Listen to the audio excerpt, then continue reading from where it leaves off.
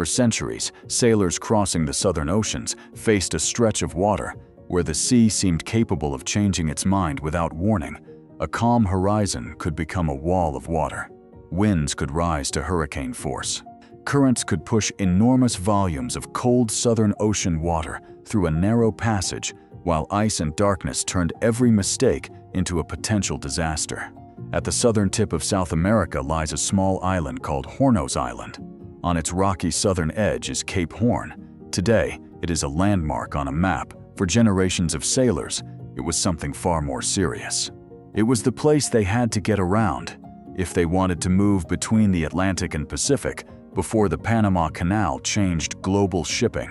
And getting around it meant entering some of the most violent seas on Earth. The danger begins with geography. Cape Horn sits beside the Drake Passage, the broad stretch of ocean separating South America from Antarctica. Unlike most major ocean routes, the waters around Antarctica are not interrupted by large continents. That matters because wind behaves very differently when there is nothing substantial to stop it. Farther north, enormous land masses such as North America, Europe, and Asia interrupt the movement of atmospheric systems. But farther south, the winds can travel across thousands of miles of open ocean. This is where the famous Roaring Forties, Furious Fifties, and Screaming Sixties get their names. They refer to bands of latitude in the southern hemisphere, where powerful westerly winds have long challenged sailors. By the time those winds reach the waters around Cape Horn, they can be moving with extraordinary force. Gusts can reach well over 100 miles per hour during severe storms, while temperatures remain brutally cold. And then there is the sea itself. The ocean floor around the Drake Passage is not flat. In some areas, the water is several thousand meters deep. Near the southern tip of South America, the seafloor rises dramatically. When enormous quantities of moving water encounter changes in depth, energy that was spread through the deeper ocean can be transformed into powerful surface waves. And the waves around Cape Horn do not always arrive in neat, predictable lines. Different wave systems can meet from different directions. Swells generated by distant storms can combine with local winds and currents, creating confused seas in which a ship may rise on one wave, only to encounter another from an entirely different direction. That is one reason the region developed such a terrifying reputation. But the currents make the situation even more complicated. The Antarctic Circumpolar Current flows continuously around Antarctica from west to east. It is the largest ocean current on Earth by volume, carrying roughly 170 million cubic meters of water every second. That is an almost unimaginable amount of water. The current effectively connects the Atlantic, Pacific, and Indian Oceans. And because it circles Antarctica without being blocked by a continent, it can maintain enormous strength around the Drake Passage. That moving water meets powerful winds, complex seafloor topography, and constantly changing weather. The result is an environment where the ocean can become chaotic very quickly.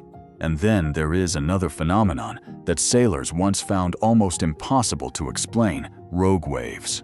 For a long time, stories about enormous waves appearing suddenly in the open ocean were treated with suspicion. Sailors described walls of water rising far higher than the surrounding waves, seemingly appearing out of nowhere before crashing down on ships. To scientists, some of those stories sounded almost impossible. Then technology began recording what sailors had been describing for generations. On the 1st of January, 1995, instruments on the Draupner oil platform in the North Sea recorded a wave roughly 26 meters, or about 84 feet, high. It became one of the landmark measurements in the scientific study of rogue waves. Scientists now understand that unusually large waves can develop when multiple wave systems interact in ways that concentrate their energy. They do not need to be mythical walls rising from a perfectly calm ocean. They can emerge from the complicated mathematics of waves, moving in different directions and interacting with one another. And in a region already dominated by powerful winds, strong currents, and large swells, the possibility of an extreme wave adds another layer of danger. But if Cape Horn was so dangerous, why did sailors keep going there? Because for centuries, they had very few alternatives. Before the Panama Canal opened in 1914, ships traveling between the Atlantic and Pacific often had to make the long journey around the southern tip of South America. There was no modern shortcut through Central America. For a merchant ship carrying cargo between Europe and the Pacific, Cape Horn was not an optional adventure. It was part of the route. Thousands of ships made the passage over the centuries. Many completed it. Others disappeared.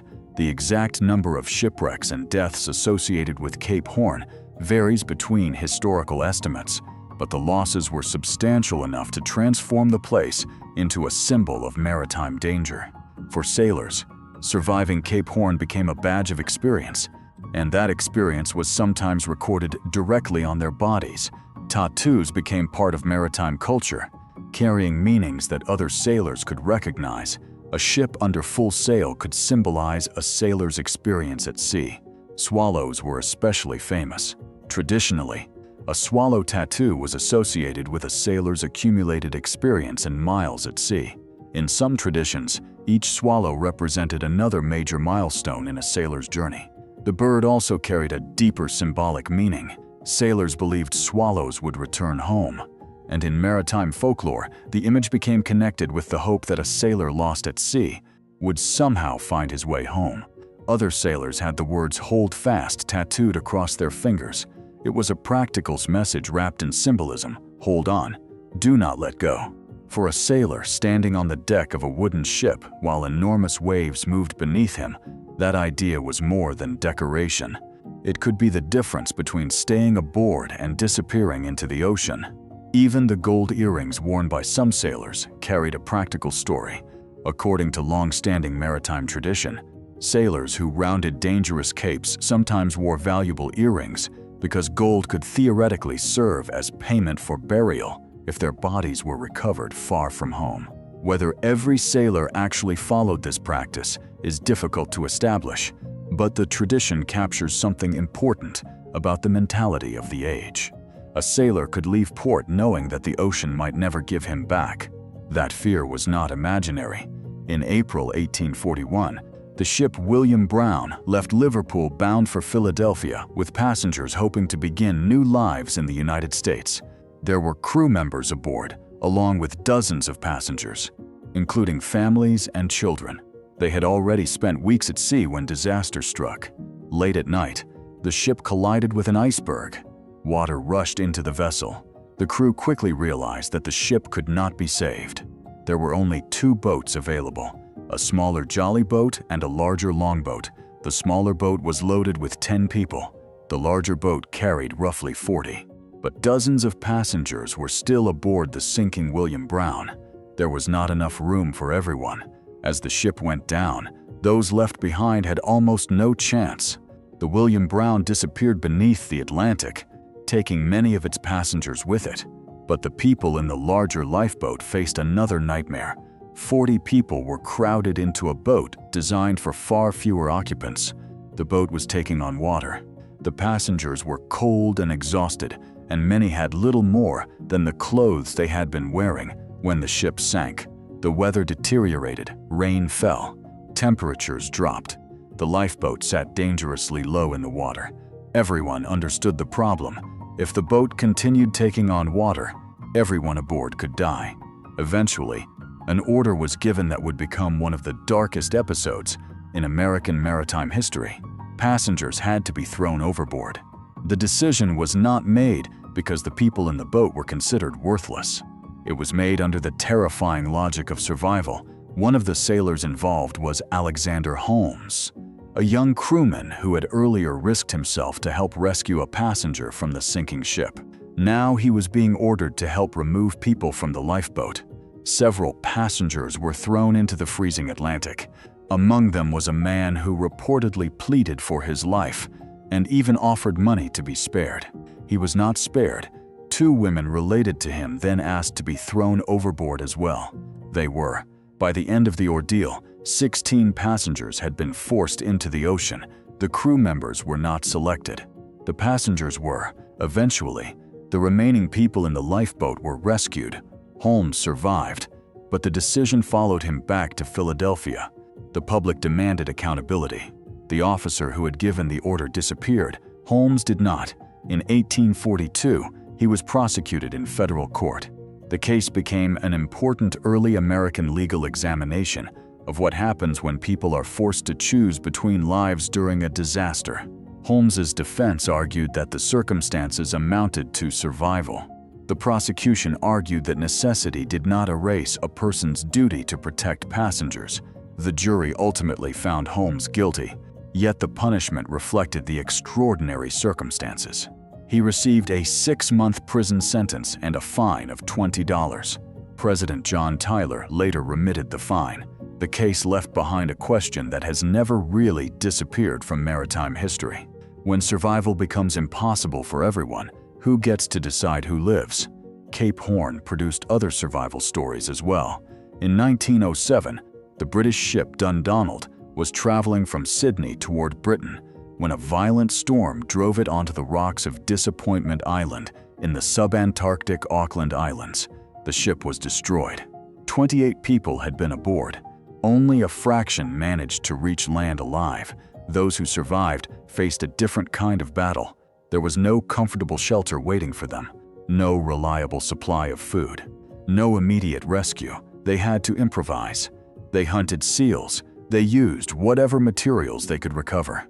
They made crude shelter and found ways to keep themselves alive in one of the most isolated environments on Earth.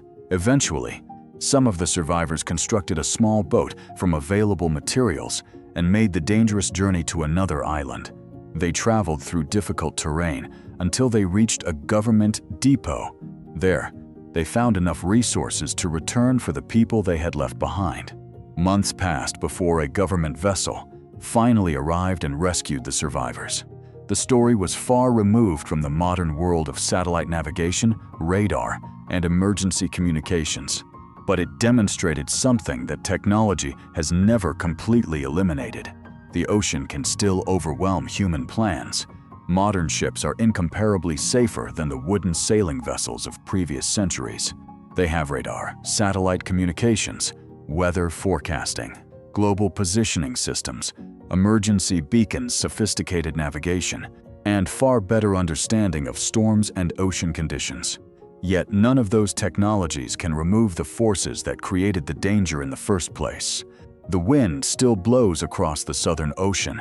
The Antarctic Circumpolar Current still moves around Antarctica. The seabed still rises and falls beneath the water. Storms still generate enormous swells, and rogue waves still exist. In March 2010, the cruise ship Louis Majesty encountered an extreme wave event in the Mediterranean Sea, thousands of miles from Cape Horn. 3 unusually large waves struck the vessel.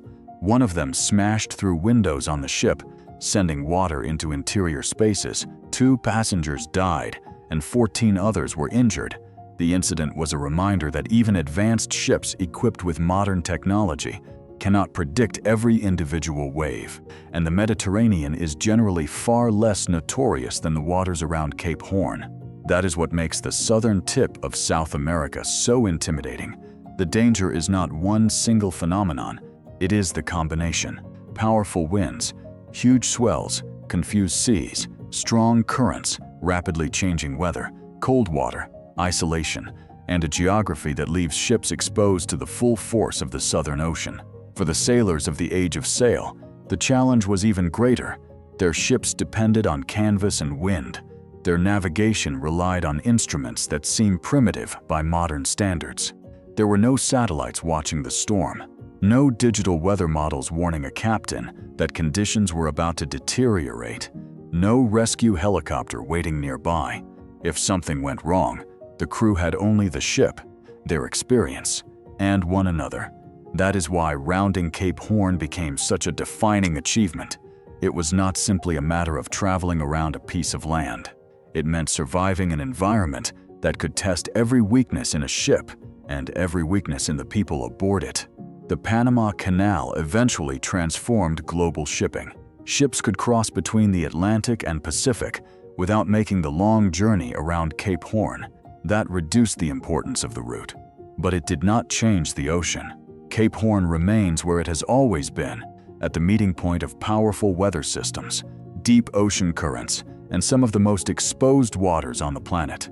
Today, modern vessels can approach it with information that sailors of the 19th century could never have imagined. Captains can watch satellite imagery. They can monitor forecasts. They can calculate wave conditions. They can communicate instantly with the outside world. But no technology can make the Southern Ocean behave. That is the enduring lesson of Cape Horn. Its danger never depended on legend. The legend came afterward. It was built from thousands of voyages, countless storms, wrecked ships, desperate decisions, and sailors who went south knowing exactly what they were entering. For some, Cape Horn became a mark of pride. For others, it became the last place they ever saw. And perhaps that is why the name still carries such weight. Cape Horn is not dangerous because the ocean is angry. The ocean has no intention. It is dangerous because the physical forces gathered around this small point of land are enormous, persistent, and indifferent to human beings. The wind does not care how experienced the captain is. The current does not care how advanced the ship's navigation system is. And a wave does not care whether the vessel beneath it is made of wood or steel. For centuries, sailors learned that lesson the hard way. And even now, when a modern ship passes the southern tip of South America, the captain knows the same basic truth their predecessors knew. Out here, the ocean is still in control.